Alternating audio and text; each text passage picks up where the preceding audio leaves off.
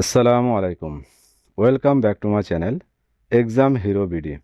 আমাদের এখনকার আলোচনার বিষয় হচ্ছে 2026 সালের বিভিন্ন পরীক্ষায় আসা গুরুত্বপূর্ণ কিছু সাধারণ জ্ঞান নিয়ে। তো আপনারা এখনও যারা আমাদের চ্যানেলটি সাবস্ক্রাইব করেননি তারা অবশ্যই আমাদের চ্যানেলটি সাবস্ক্রাইব করে আমাদের সাথে থাকুন। তো চলুন শুরু করা যাক।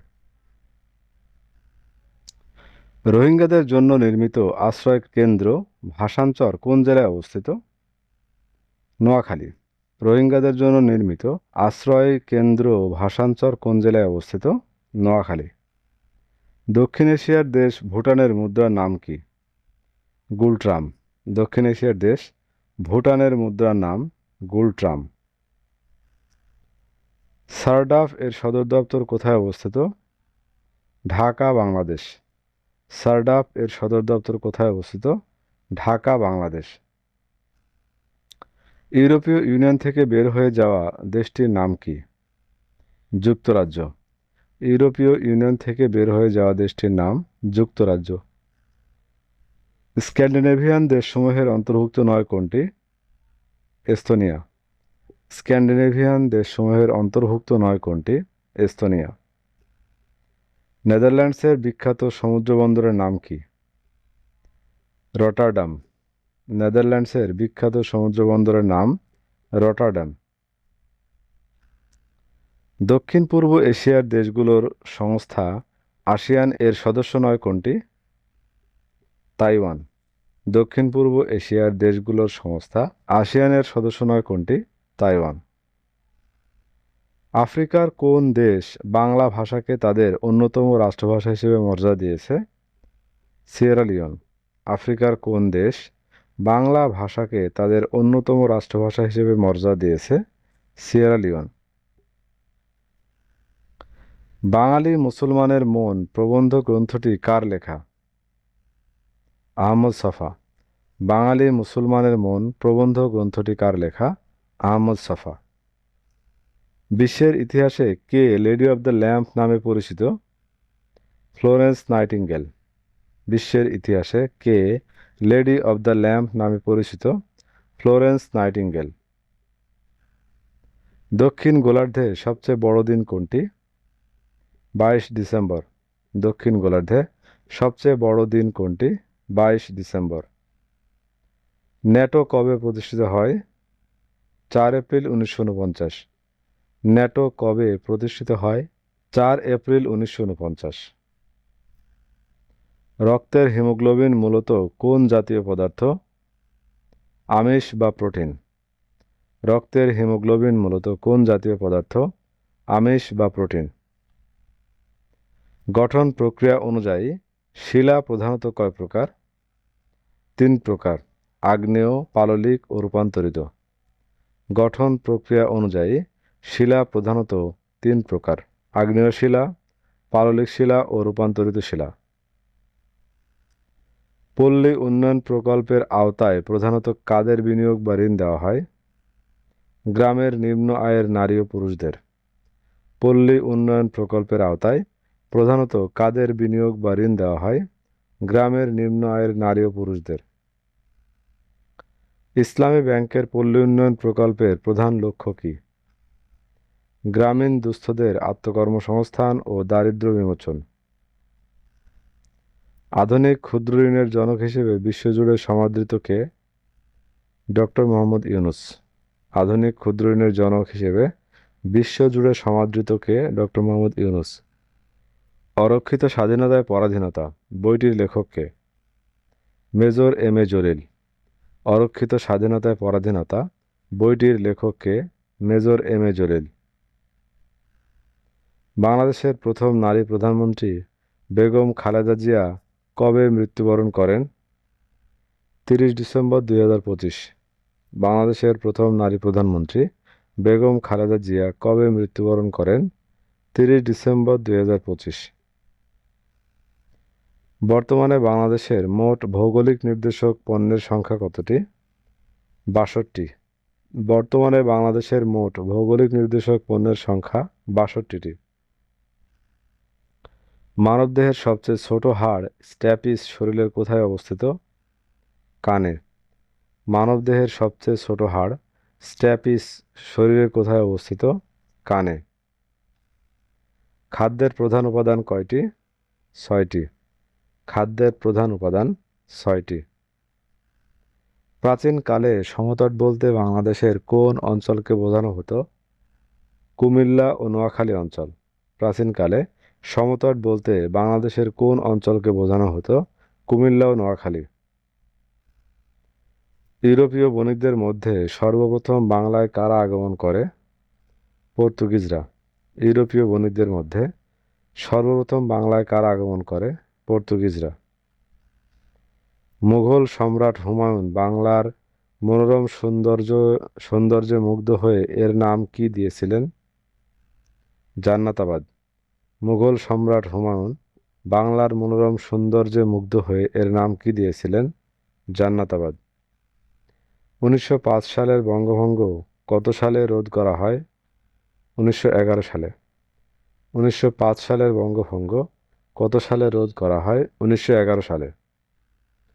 বাংলাদেশের স্বাধীনতা পরবর্তী প্রকাশিত প্রথম স্মারক ডাকটিকিটে কিসের ছবি ছিল?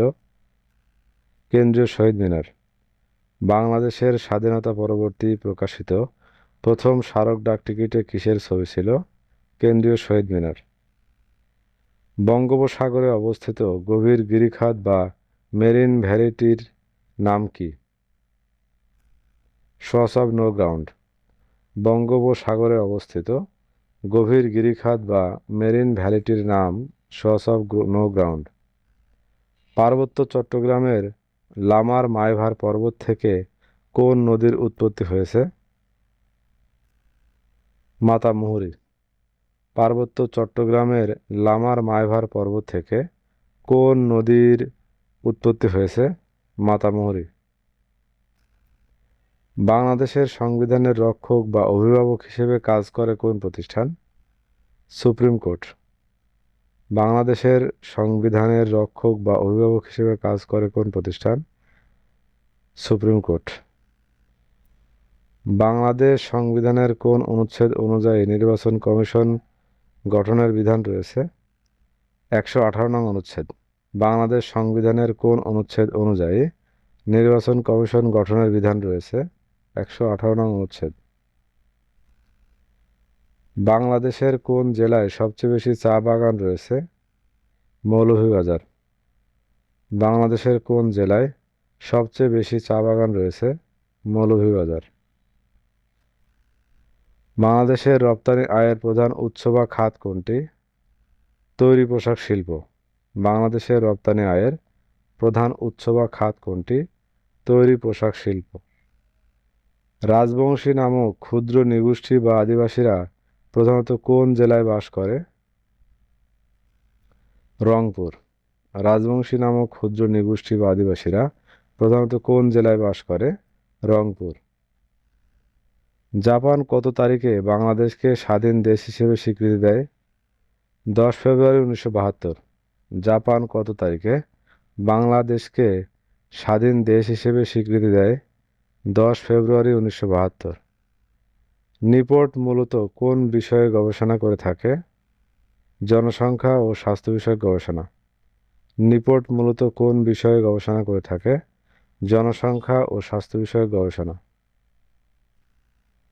অ্যালুমিনিয়াম সালফেটের সাধারণ ও বাণিজ্যিক নাম কি? ফিটকিরি। অ্যালুমিনিয়াম সালফেটের সাধারণ বা বাণিজ্যিক নাম কি?